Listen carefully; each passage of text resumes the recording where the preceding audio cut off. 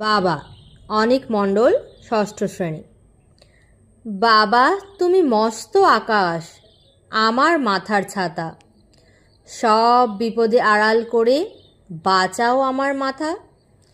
বাবা তুমি শান্ত নদী, গোপন ঘরে কাঁদো, তোমার চোখের জল পড়াটা কেউ দেখেনি আজও। বাবা তোমার আঙুল ধরে প্রথম হাঁটতে শেখা, হাতটি ধরে শেখালে যে অ আ ক খ লেখা।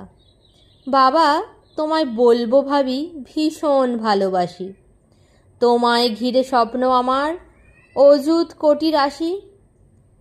আমার সকল সুখ আহ্লাদে জড়িয়ে আছো তুমি, তোমার স্নেহ মাখাবো কি আমার স্বর্গভূমি।